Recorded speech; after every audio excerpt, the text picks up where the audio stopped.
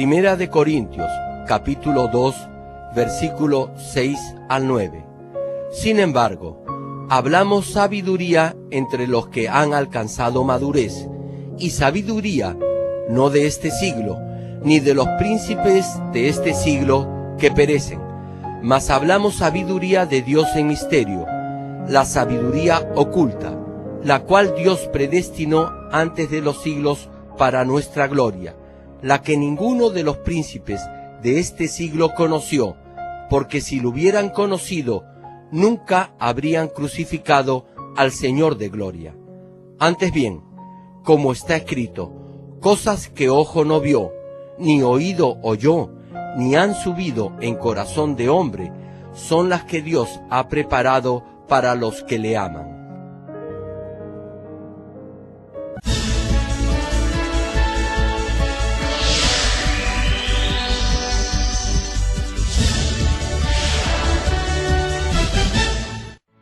El predicador, reverendo Gerald Lee, antes de conocer al Señor, sufrió por 7 años de diversas enfermedades, pero un día llegó a conocer a Dios y fue inmediatamente sanado de todas sus dolencias. A partir de ese momento, empezó a vivir una vida conforme a la palabra de Dios, recibiendo luego el llamado para servir al Señor. En 1982 estableció en Seúl, Corea del Sur, la iglesia Manmin, con solo 13 personas, entre ellos 4 niños. Su iglesia creció año tras año bajo la dirección de Dios y, en febrero de 1993, fue considerada entre las 50 iglesias de más rápido crecimiento en el mundo por la revista norteamericana Mundo Cristiano, alcanzando solo en Seúl más de 100.000 miembros. Hasta el día de hoy, la iglesia se ha mantenido consagrada a la oración y ha asumido el liderazgo para difundir el evangelio por el mundo entero en obediencia a la gran comisión del Señor. A la fecha, la iglesia Manmin cuenta con decenas de iglesias en las principales ciudades de Corea y miles de iglesias en todo el mundo en países como Kenia, Estados Unidos, Canadá, Japón, Francia, India, Filipinas, Honduras, Perú y Bolivia, y con decenas de misioneros alrededor del mundo. Asimismo, el reverendo Gerald Lee ha dirigido multitudinarias cruzadas en Uganda, Kenia, Japón, Pakistán, Filipinas, Honduras, India, Rusia, Alemania, Perú, República Democrática del Congo y en la ciudad de Nueva York. La cruzada de Nueva York, que se realizó en el Madison Square Garden, fue transmitida a más de 200 países vía satélite. Donde quiera que haya realizado estas cruzadas, las obras milagrosas de sanidad divina se han producido tan rápidamente que ha sido calificado como el más grande evangelista de los últimos tiempos por diversos medios de comunicación internacionales, incluyendo la CNN, una de las principales cadenas de noticias del mundo. Hechos capítulo 1, versículo 8. Pero recibiréis poder cuando haya venido sobre vosotros el Espíritu Santo, y me seréis testigos en Jerusalén, en toda Judea, en Samaria y hasta lo último de la tierra. Estimado público, esta es la 7ª prédica del mensaje de la cruz, y prosiguiendo con la última enseñanza, continuaré compartiendo por qué Jesús es nuestro Salvador. El contenido de este mensaje es muy importante y es el fundamento para nuestra salvación y para vivir una vida cristiana en poder y victoria. Por ejemplo, supongamos que tiene una naranja. Si solo se limita a pensar que es deliciosa únicamente porque otros se lo han dicho, no le será de ningún provecho. Solo cuando la pelan y la comen, podrá sentir su verdadero gusto y podrá aprovechar sus nutrientes. Sucede lo mismo con la fe. Ustedes no podrán ser salvos tan solo aceptando en su mente que han recibido la salvación al creer en el Señor Jesús. No podrán llevar una vida cristiana victoriosa únicamente diciendo, yo creo, solo porque otros les han dicho que así lo hagan. Deben saber claramente la razón por la cual Jesús es nuestro Salvador y por qué son salvos cuando creen en Él. Entonces, lograrán tener fe espiritual para que el enemigo no los pueda tentar, y cuando prediquen, sus palabras tendrán autoridad. Espero que a través de la prédica de hoy comprendan claramente por qué Jesús es nuestro Salvador y lo graben en su mente y así puedan responder sin ninguna duda a cualquiera que les pregunte cómo y por qué es Jesús el único Salvador. Oro en el nombre del Señor para que la vida de Jesús esté en ustedes y así puedan transmitir esa vida a muchísimas personas. Amigos y hermanos en Cristo, para que el hombre pecador pueda ser salvo, debe haber un Salvador que lo pueda redimir de sus pecados. Y para ser el Salvador se debe reunir ciertas condiciones. Les dije que la primera condición del Salvador es que debía ser un hombre. De acuerdo a la ley de la redención de la tierra, solo un pariente de Adán, es decir, un hombre, está calificado para redimir a la humanidad de sus pecados. Por eso, todos ustedes cumplen también con esta condición. Conforme a esta ley de la redención de la tierra, repito, solo un ser humano, pariente de Adán, está calificado para redimir a la humanidad de sus pecados. La historia testifica que Jesús nació de una mujer y que cumple con esta primera condición. Pero veamos la segunda condición. Les manifesté que el Salvador no debía ser descendiente de Adán, debido a que todos los descendientes de Adán son pecadores. No pueden redimir de su pecado a otros pecadores. Hasta este punto les expliqué en la última prédica. Queridos amigos, entonces, ¿por qué todos los descendientes de Adán son pecadores? Porque desde que nacen todos los descendientes de Adán heredan el pecado de Adán. Permítanme explicar un poco más esto. Cuando Dios creó al hombre, les dio a Adán y a Eva la semilla de vida. En resumen, Dios permitió que una nueva vida se concibiera mediante la unión del espermatozoide del hombre y el óvulo de la mujer. La energía de vida de los padres está contenida en el espermatozoide y el óvulo. Ambos incluyen las características, personalidad, disposición y apariencia de los padres. Por eso, el niño que nace por esta unión se parece a sus padres en su rostro, forma del cuerpo, personalidad e incluso hábitos. Si los padres son altos, sus hijos también lo serán. Si los padres tienen mal genio, lo más probable es que los hijos también tengan ese mismo temperamento. Si los padres son tranquilos y obedientes, normalmente sus hijos serán apacibles y sumisos. En algunos casos, el padre fallece siendo su hijo muy joven.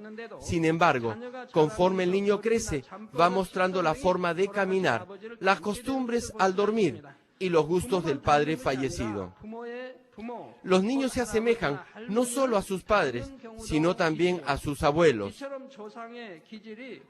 Asimismo, las características de los ancestros se transmiten a sus descendientes y se manifiestan en las sucesivas generaciones. Las características, hábitos y personalidades son transmitidos a los descendientes a través del espermatozoide y del óvulo de los padres. Por cierto, teniendo incluso los mismos padres, los niños heredan ciertas características más que otras. Hay ligeras diferencias, pero en principio todos ellos reciben la energía de vida de sus padres, y en esta energía está inmersa la naturaleza pecaminosa. Desde la caída del primer hombre, Adán, la naturaleza pecaminosa de los progenitores se transmite a sus descendientes. Este es el pecado original. En consecuencia, todos los descendientes de Adán son pecadores quienes han heredado la naturaleza pecaminosa de Adán desde su nacimiento. Romanos capítulo 5, versículo 12 dice: por tanto, como el pecado entró en el mundo por un hombre, este hombre es Adán, continúa el pasaje, y por el pecado la muerte, así la muerte pasó a todos los hombres, por cuanto todos pecaron. Esto es, porque la paga del pecado es muerte. Este versículo nos explica que por el pecado de una persona, es decir, de Adán, la muerte pasó a todos los hombres. Si digo que los hombres nacen pecadores, algunos tal vez podrían pensar, los bebés recién nacidos son tan inocentes y puros, ¿qué pecado podrían tener? No obstante, si los observan cuidadosamente, aún los bebés pequeñitos tienen alguna maldad en su interior.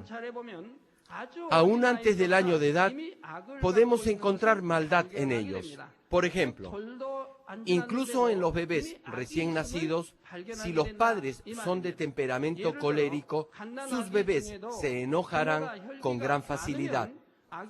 Si no se les alimenta rápidamente cuando tienen hambre, lloran de tal manera que aún sus rostros se ponen rojos de cólera.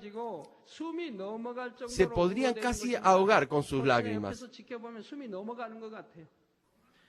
En este caso, aun cuando la madre les dé el pecho para alimentarlos, ellos ni siquiera intentan lactar, tan solo lloran nerviosamente, solo mueven su cabeza diciendo no. Rechazan el pecho de su madre. Tratan de decir, ¿por qué te has demorado tanto para alimentarme? Estoy tan enojado que ni siquiera ahora quiero tomar leche. ¿Quién les enseñó a enojarse y a ponerse nervioso a estos bebés recién nacidos que ni siquiera pueden hablar? No es que alguien les haya enseñado esto, ni que se haya sembrado la maldad en ellos, sino que nacieron con la naturaleza pecaminosa de sus padres. Yo soy del campo, y en mi niñez estudiaba en Seúl. En las vacaciones regresaba a mi pueblo y me sorprendía porque cada vez veía más bebés. Durante mis vacaciones acostumbraba cargar en mi espalda al pastor Yu. Como mi mamá estaba trabajando en el campo, lo llevaba para que su mamá lo alimentara y lo cuidara. Muchas veces el pastor Yu se orinó en mi espalda.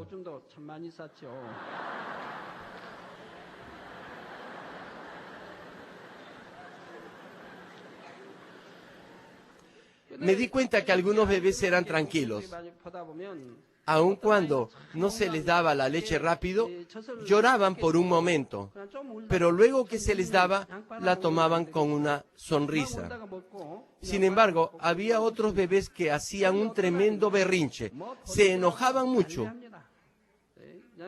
Uno de ellos era el pastor Joe.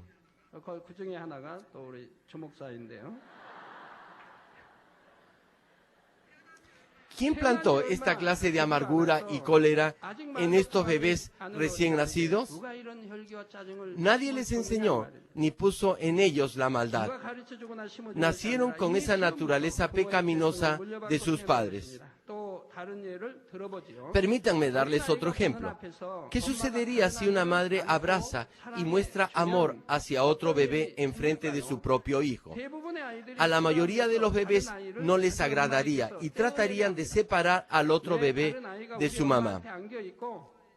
Pensarían, ¿por qué mi mamá está abrazando a otro bebé? En el campo se suele alimentar a otro bebé tan solo por diversión. En estos casos, los bebés no pueden soportarlo. Se acercan y tratan de empujar al otro bebé para que su mamá no le dé más de lactar. Sus sentimientos son heridos y en su mente se preguntan, ¿por qué hay otro bebé en el pecho de mi mamá y tomando su leche? Si el bebé no puede separar al otro niño de su mamá, se enojará con ella y en algunos casos podría llegar hasta golpearla. Y si esto no funciona, romperá en llanto.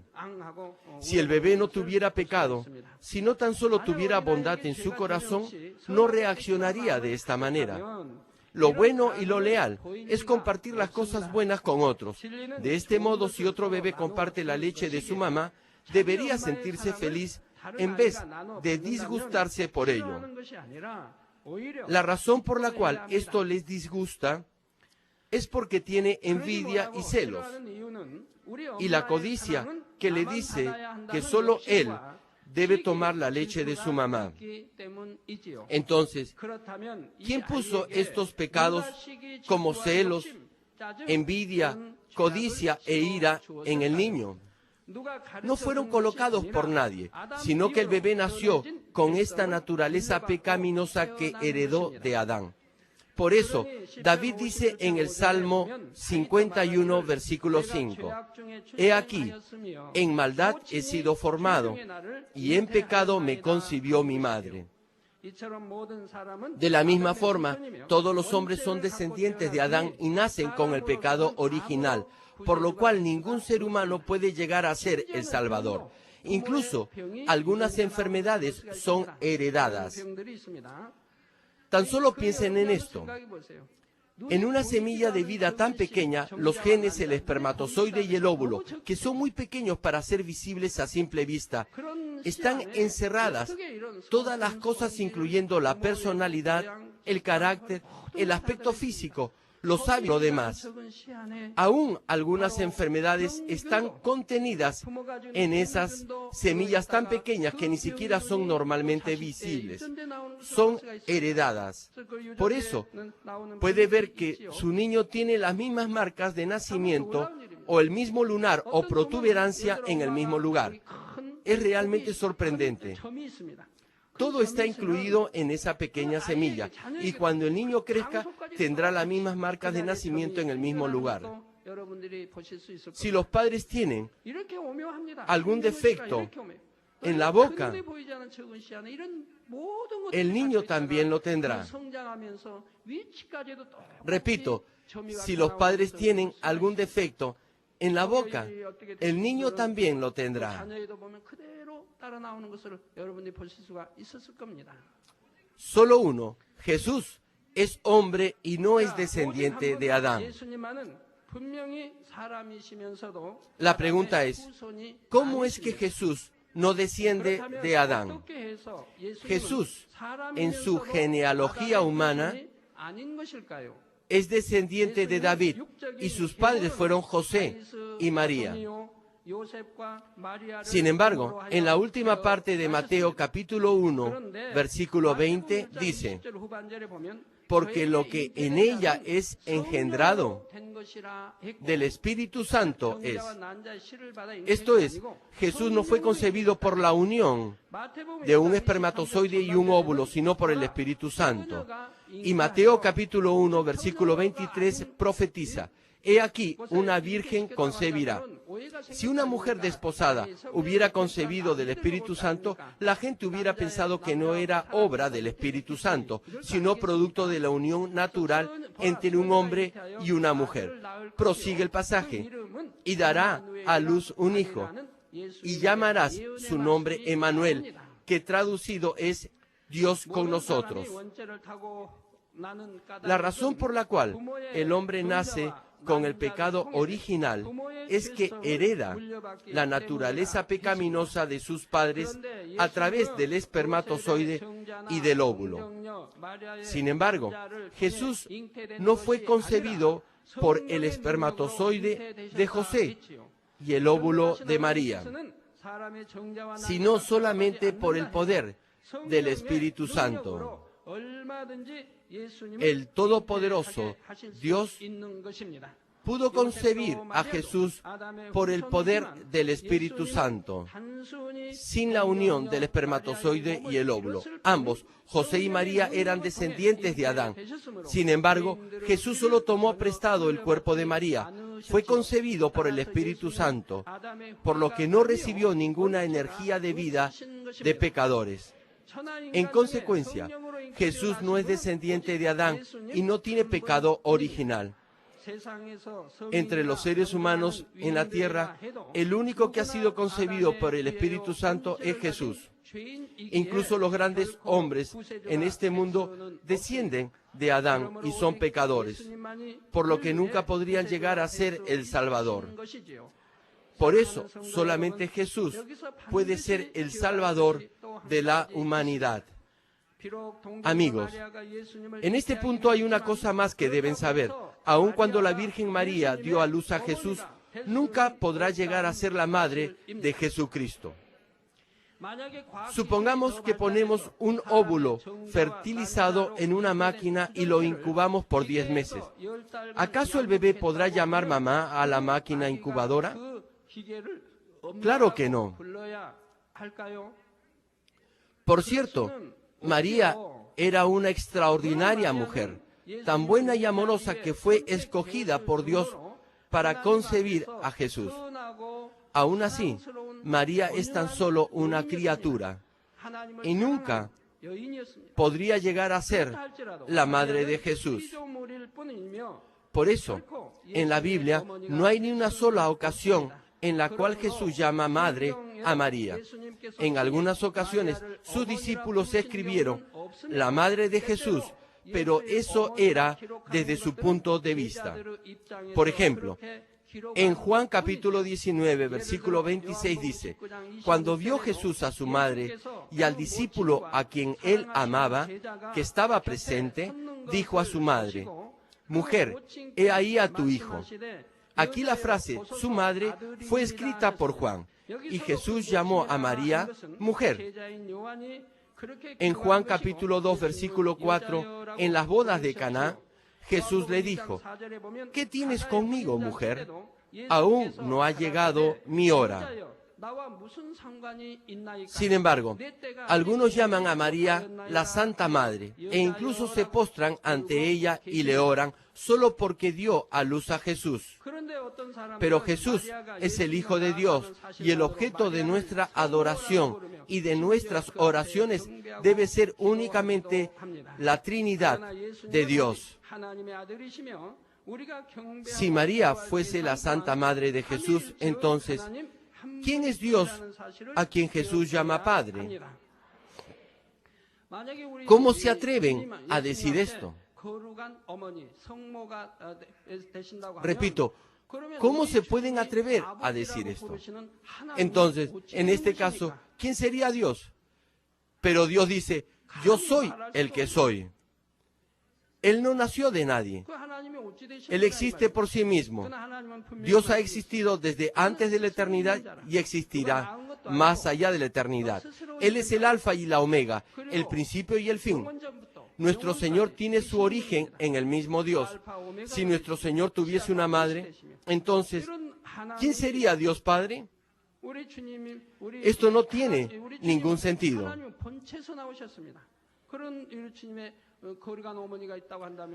Una hermana de una iglesia hija me preguntó,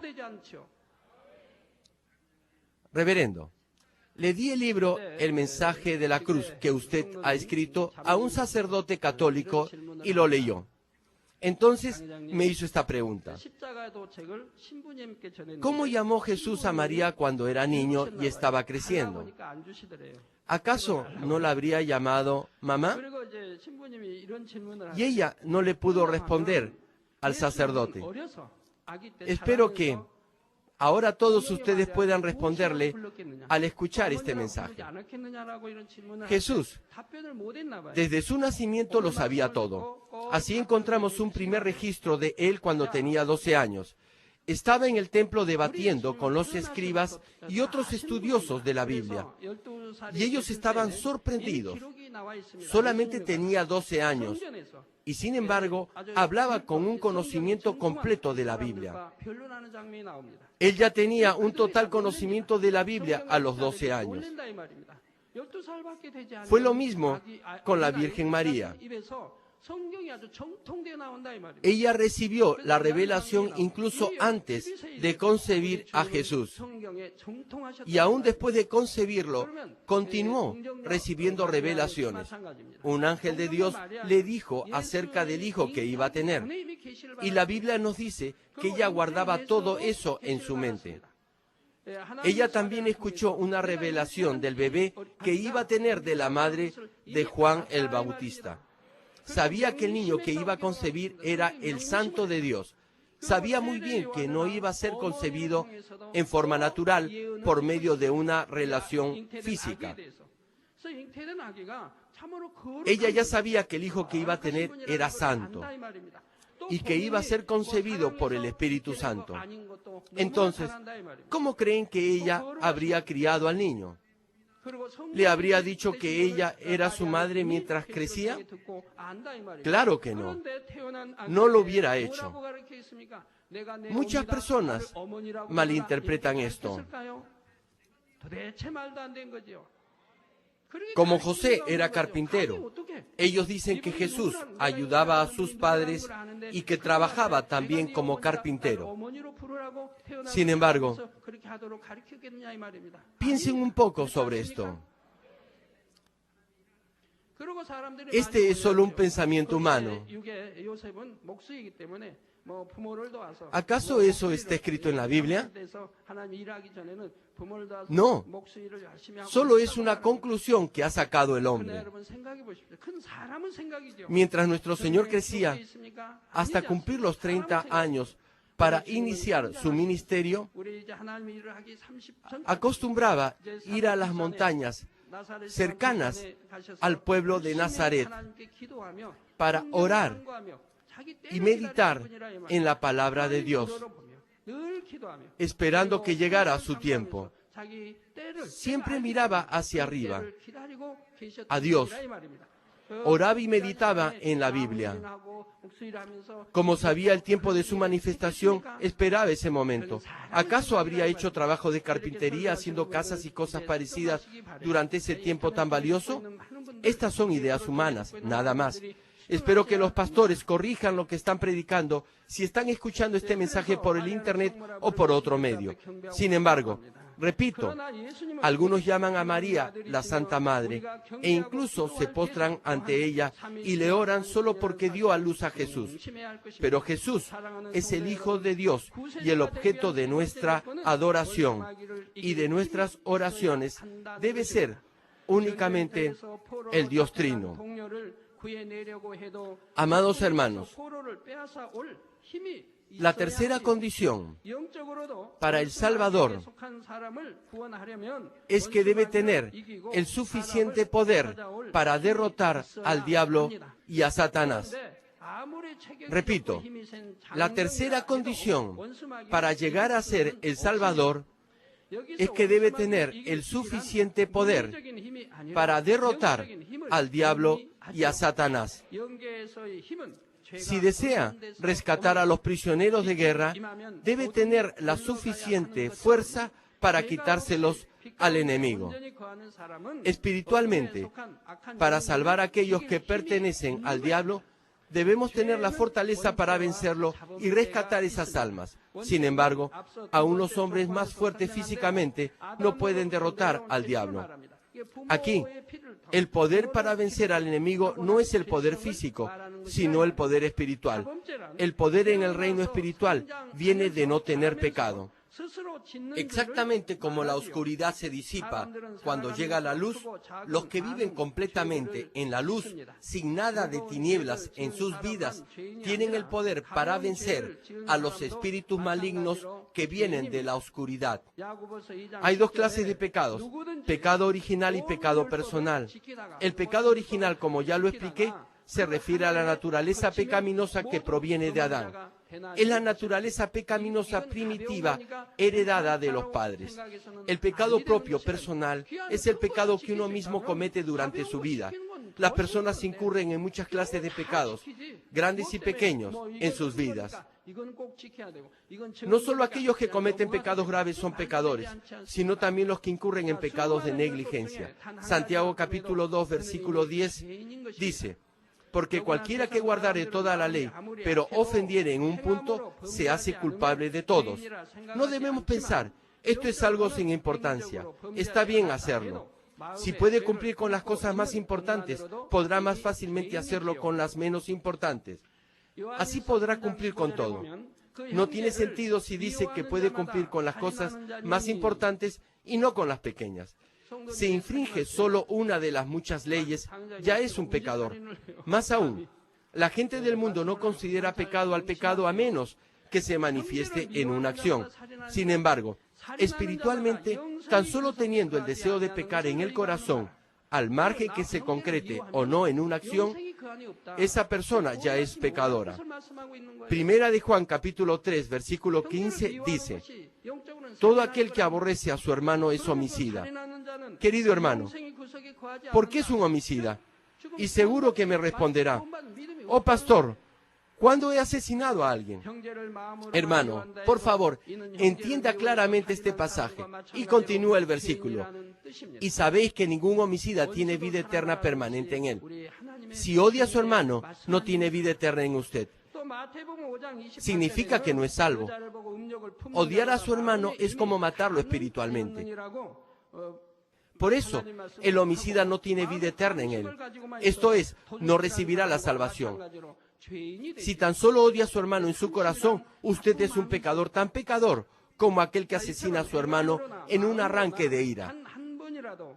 Es el mandamiento de nuestro Dios y del Señor que amemos incluso a nuestros enemigos. Igualmente, en Mateo capítulo 5, versículo 28 dice, pero yo os digo que cualquiera que mire a una mujer para codiciarla, ya adulteró con ella en su corazón. Por eso, si tan solo tiene codicia en su corazón, ya es un pecador al igual que un ladrón, porque tiene ese deseo malvado en usted. Asimismo, alguien que ha cometido un pecado incluso solo una vez, sea en su corazón o de obra, no tiene el poder para redimir a la humanidad de sus pecados. Todo aquel que es nacido de Adán es un pecador que tiene pecado original y todos cometen pecado personal. No hay nadie quien pueda valientemente decir, nunca he pecado ni de pensamiento ni de obra. En consecuencia, nadie está calificado para ser el Salvador. Solamente Jesús no tiene ni pecado original ni pecado personal, por lo que cumple con esta condición para ser el Salvador. Jesús no es descendiente de Adán, por lo tanto no tiene pecado original. Tampoco cometió ningún pecado propio porque guardó completamente toda la ley de Dios desde su nacimiento hasta su crucifixión.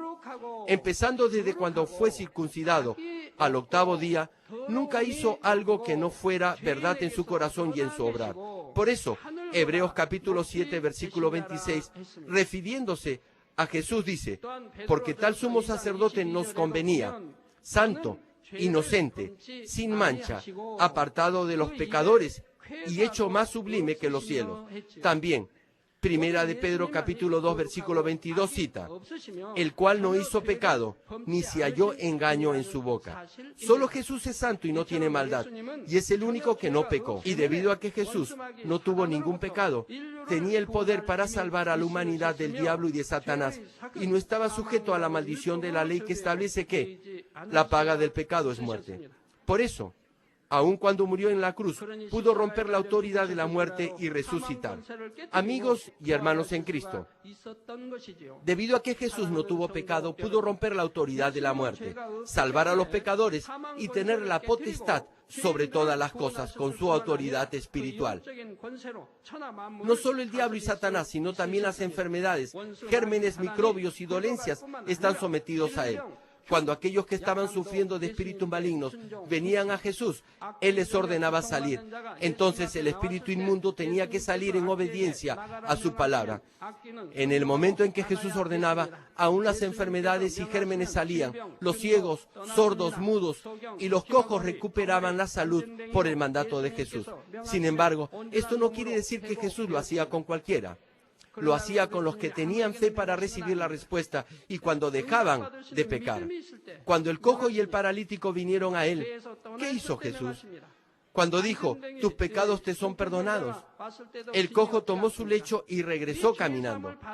Fueron sanados cuando sus pecados les fueron perdonados.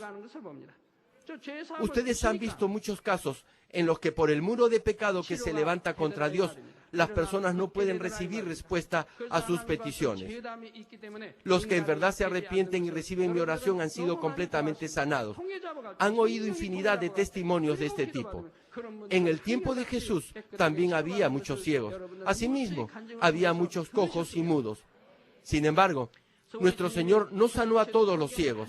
La Biblia nos relata cómo sanó a un ciego que tenía un corazón muy bueno. Tenía un corazón muy recto y veraz, sin engaño en él. La palabra nos dice del buen corazón que tenía este ciego.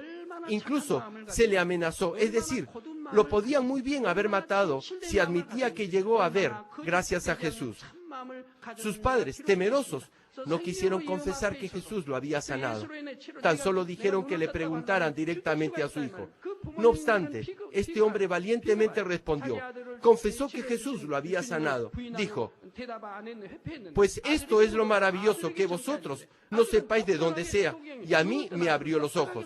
Y sabemos que Dios no oye a los pecadores, pero si alguno es temeroso de Dios y hace su voluntad, a ese oye. Respondió valientemente aún ante las amenazas de su vida. Como tenía esta clase de corazón recto, verdadero e íntegro, nuestro Señor lo encontró y lo sanó para que pudiera ver. Lo mismo sucede con los endemoniados. Como estas personas han blasfemado o se han opuesto al Espíritu Santo, los demonios no salen de ellos. De otra forma, podríamos tan solo ordenarles salir y ellos tendrían que hacerlo. Además, todas las cosas en el cielo y la tierra obedecían ante la autoridad de Jesús, quien no tenía pecado. Cuando Jesús reprendía al viento y ordenaba al mar que se calmara y se aquietara, el viento se detenía y el mar se calmaba. Esta ley en el reino espiritual se aplica no solamente a Jesús, sino también a todos los hijos de Dios, quienes creen en Jesús. Primera de Juan capítulo 5 versículo 18 dice, sabemos que todo aquel que ha nacido de Dios no practica el pecado, pues aquel que fue engendrado por Dios le guarda, y el maligno no le toca. Aquel que es nacido de Dios se refiere a nuestro Señor y también al Espíritu Santo. De esta manera, como está protegido por la columna de fuego del Espíritu Santo, ninguna enfermedad le sobrevendrá y usted estará guardado de todo desastre. Por ejemplo, supongamos que tiene una herida en su cuerpo. Entonces, desde el punto de vista humano, debería de desinfectarla, ponerse una inyección y luego vendar la herida. Sin embargo, ¿qué es lo que hacen los hermanos de esta iglesia? Aquellos que tienen fe. ¿Dejarán la herida expuesta al aire? Sí, la dejarán expuesta al aire. Hay muchos gérmenes en el aire y médicamente hablando, ¿qué le podría suceder a la herida? No deberían hacerlo, no obstante, ¿por qué lo hacen? Ni siquiera se colocan una inyección o usan alguna medicina.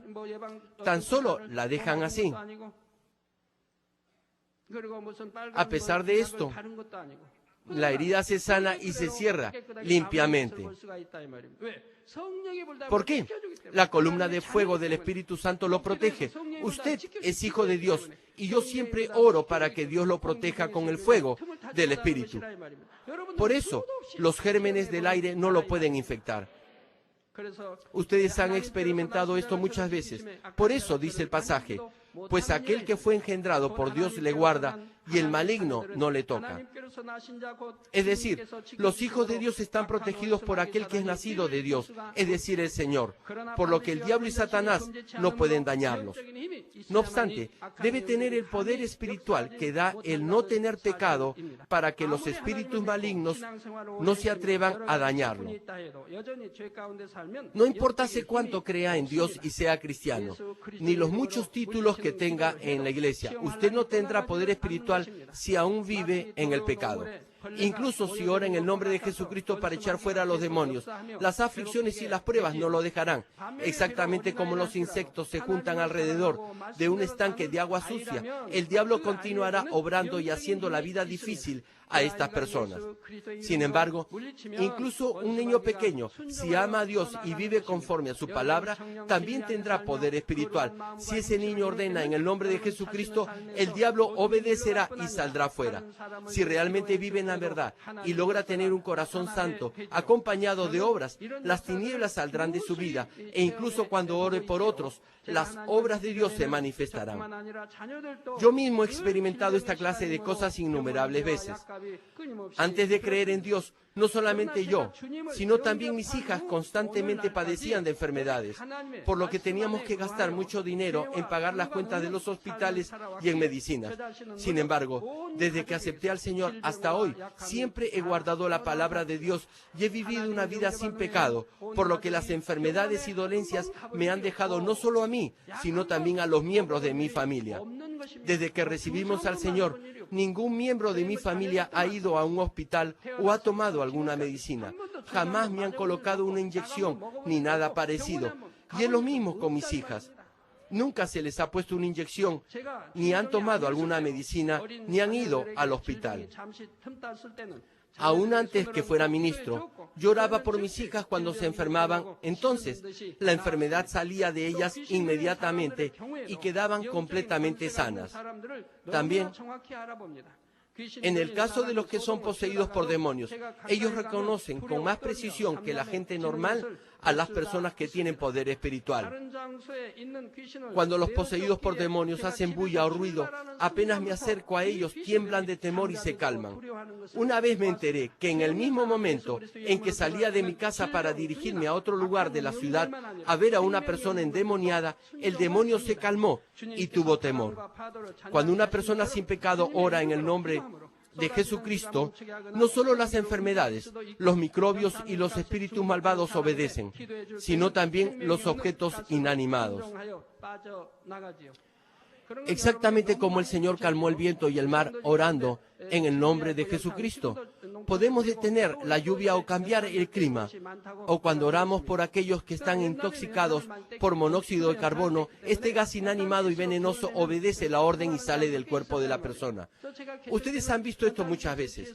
Hoy en día casi nadie usa carbón, pero antes el medio más usado de calefacción eran los ladrillos de carbón, y por eso mucha gente moría durante el invierno debido a este gas tóxico. Al inicio de nuestra iglesia, traían a los que ya habían perdido la conciencia debido a este gas venenoso para que orara por ellos, y se recuperaban en solo un par de minutos. Ni siquiera les quedaba algún efecto secundario. De esta forma, algunos de nuestros hermanos y siervos de la iglesia volvieron a la vida. Solamente por una orden, aún el gas obedeció y salió. Además, cuando usted se quema, la sensación de dolor de la quemadura es atroz. Uno sufre mucho. No obstante, si oro por usted, el calor y la sensación de la quemadura se irán inmediatamente. Cuando oro por aquellos que tienen quemaduras, primero oro para que la sensación de la quemadura salga de ellos, y en ese momento el calor obedece a la oración y deja el cuerpo, por lo que ya no sienten más dolor. La mayoría de nuestros miembros son testigos que han visto, oído y experimentado todos estos hechos.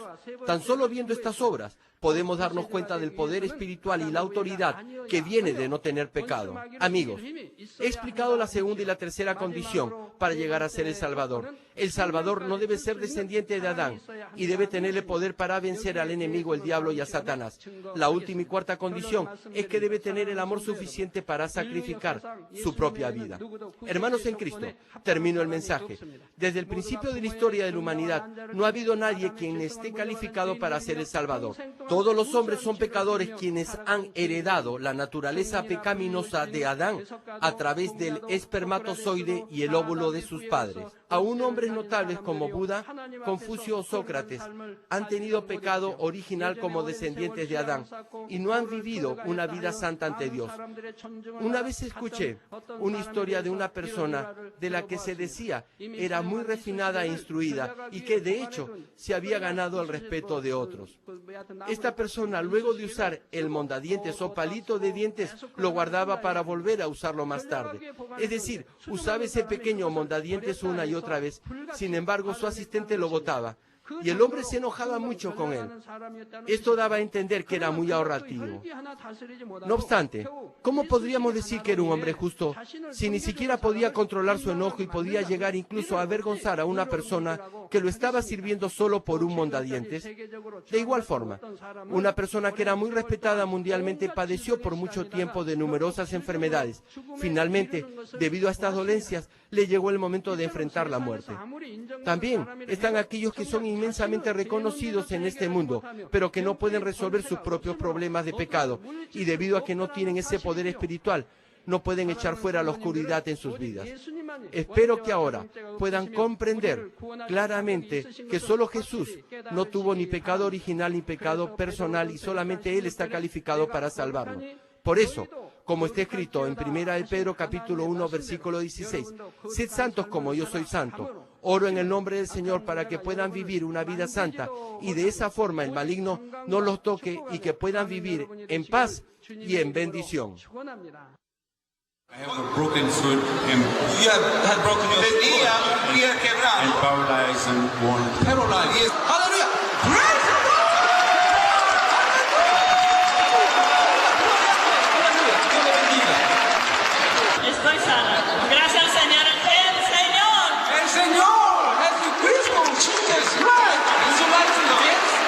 then esperanza of Jesus Christ.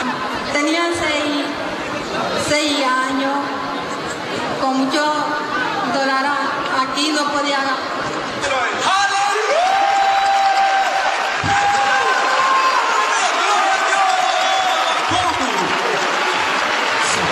Strong chemical balance and a restoration of everything that was wrong in my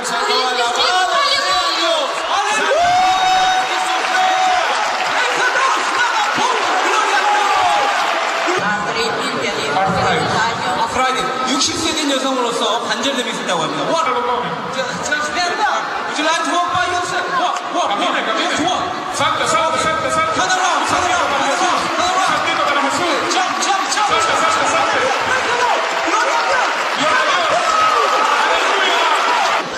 I was under heavy medication and I was in a coma after I took my last dosage and I was in a coma for Me siento muy bien.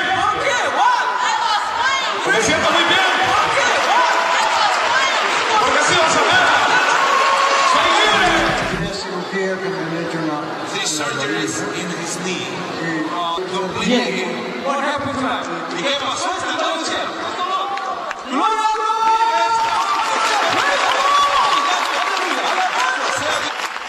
¿Y cuál era tu problema? Mi pierna, My legs. Your leg? brazo. Yes, ALS. Anyway, this is the doctor's diagnosis for this lady. Caso si Would you like to walk by yourself? Camina Praise the por Lord. ti. Hallelujah. Praise the Lord. Hallelujah.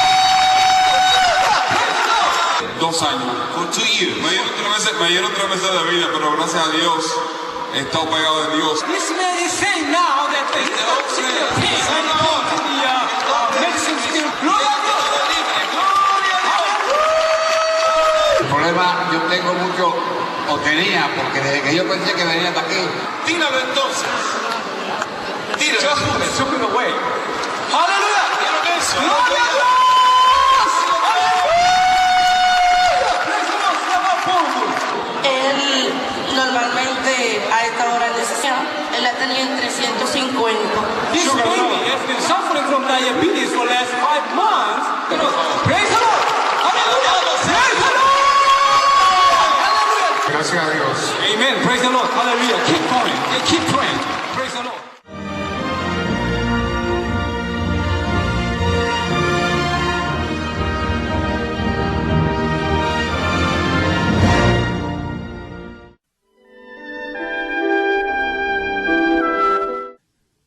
Ahora oraré por todos aquellos que están enfermos.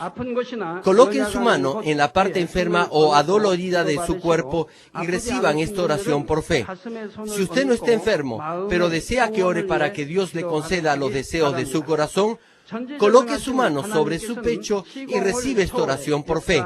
El obrar del Todopoderoso Dios trasciende el tiempo y el espacio, y Él obrará de acuerdo a su fe. No importa dónde se encuentre, cuando usted recibe esta oración con fe, experimentará con toda seguridad el asombroso poder de Dios. Aleluya, Dios Todopoderoso de amor.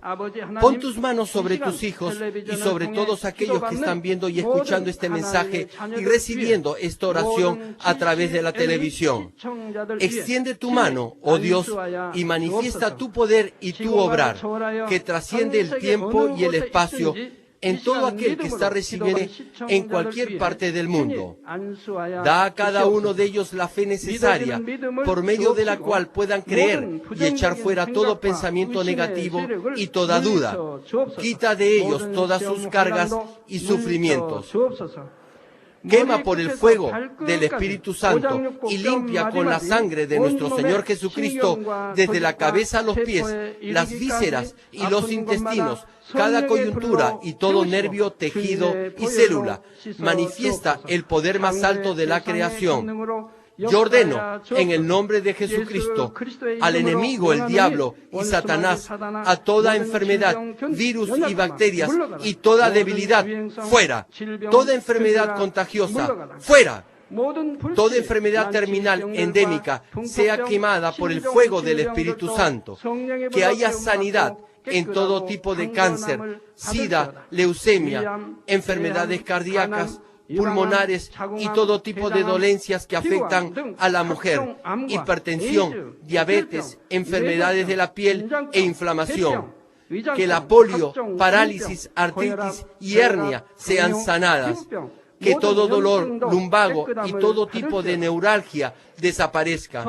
Que todo efecto colateral y posterior a cualquier accidente desaparezca. Que todo resfrío, gripe, fatiga y enfermedad a la tiroides sea quemada por el fuego del Espíritu Santo y sean limpios. Epilepsia, autismo, depresión, crisis de nervios y todo tipo de enfermedades mentales, fuera. Que toda oscuridad sea echada fuera y que haya paz y gozo en sus corazones. Dios Padre, te pido por el poder más alto de la creación, que todo aquello que esté débil sea hecho perfecto y nuevo otra vez. Que toda parte que esté paralizada sea liberada y que los paralíticos, tullidos y cojos caminen. Que los que tienen la vista nublada se les aclare. Que los que tienen problemas para oír puedan oír bien. Que los ciegos puedan ver. Que los sordos puedan oír. Que los mudos empiecen a hablar. Padre, bendice a aquellos que no pueden tener hijos, restaura los huesos rotos y haz perfecta y nueva toda parte quemada de los cuerpos. Limpia por el fuego del Espíritu Santo a los que son adictos a alguna droga, narcótico o sustancia tóxica. Revive los nervios y las células muertas. Que toda oscuridad y tinieblas sean echadas fuera y que todo espíritu maligno salga. Ordeno en el nombre de Jesucristo al enemigo el diablo y a Satanás y a toda potestad del aire fuera, y que todas sus huestes también se vayan fuera. A todo poder de las tinieblas, espíritus malignos, perversos, deshonestos, engañadores, espíritus de división, fuera. Que toda cadena de injusticia se rompa y se libere, y toda oscuridad sea echada fuera. Que la luz venga. Dios Padre, fortalece sus espíritus y sus cuerpos. Dales la fortaleza necesaria para que puedan clamar a ti.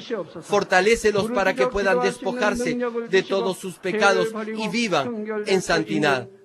Para que sus almas sean prosperadas y todo en sus vidas les vaya bien. Responde a los deseos de su corazón, a su clamor y a sus oraciones. Auméntale la fe, la esperanza y el amor, y que sus familias también puedan oír y creer en las buenas nuevas del Evangelio. Protégelos de todo accidente y desastre y bendícelos para que lleven una vida próspera y sin inconvenientes. Protege a todos tus hijos en sus hogares, trabajos y negocios con el muro de fuego del Espíritu Santo y con los ojos del Señor que son como fuego resplandeciente. Bendícelos en su entrada y en su salida y en todo lugar a donde vaya, y bendícelos para que puedan prestar a muchos y nunca pedir prestado. Dale sabiduría y entendimiento y que sean llenos del Espíritu Santo. Da a todos los ministros y obreros del Señor la habilidad para llevar a cabo bien sus deberes y tareas, y que haya también un gran avivamiento en cada iglesia. Guía a tus hijos para que puedan darte gloria en todo lo que hagan en sus vidas. Manifiesta tus obras para que con sus labios puedan testificar: lo he conocido a Dios. Él me ha respondido, Él me ha protegido y he sido bendecido por Dios. Dios Padre, te doy gracias. Toda la gloria sea para ti.